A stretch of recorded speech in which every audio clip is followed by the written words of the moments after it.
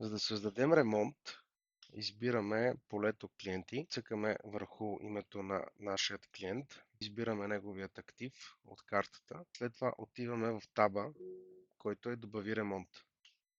Избираме служител, който служител, ако изберем само един служител, ще вземе 50% от работата.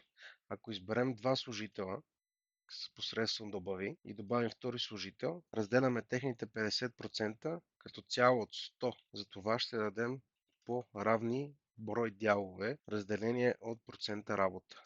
50 на 50. Ремонтът ще включва смяна на накладки, километри.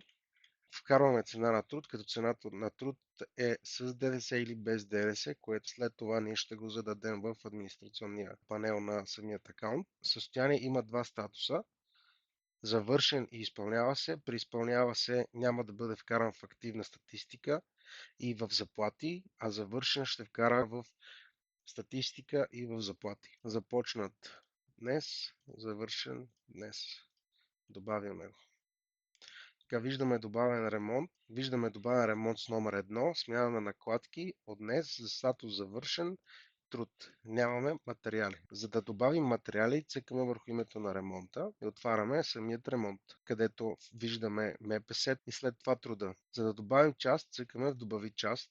Избираме част от склада, ако вече имаме такава, или нова част, която ще заприходи в склада частта, която вкараме. Част е име на част, накладки, производител Brembo, сериен номер, цена за клиент, един брой и цена на едро. Това е за статистика, за да изчисли вашата печалба от части. Цъкаме добави. Сега имаме добавена част накладки Brembo, която част също може да се види заприходена в склад. Тук също може да променяте частите.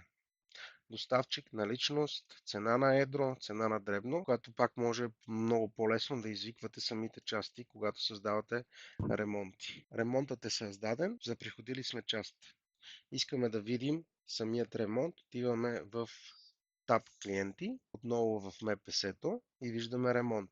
Ако искаме да видим всички ремонти, отиваме в таб ремонти, където също може да променяме ремонт. Също така, другият начин за създаване на бърз ремонт е, без да влизате в таб клиенти, чрез модулът ремонти, добави ремонт. Тук може да добавим за същият клиент и неговото МПС, да изберем служител, да добавим втори, като ще разделим работата пак на равни дялове от 50% от цялата работа за служителите. Ремонтът ще бъде смяна на масло. Ремонтът ще бъде смяна на масло. Километрите ще сложим примерни. Цена за труд пак примерна.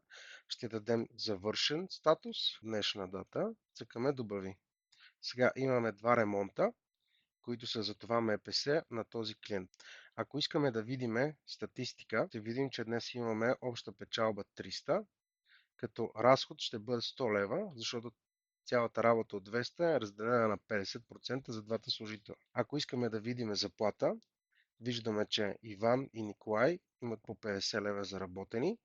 Ако цъкнем опция по ремонти, ще видим, че е заплата от ремонт, смяна на накладки, 25 лева, което е 50% равен дял от двата ремонта за това МПС.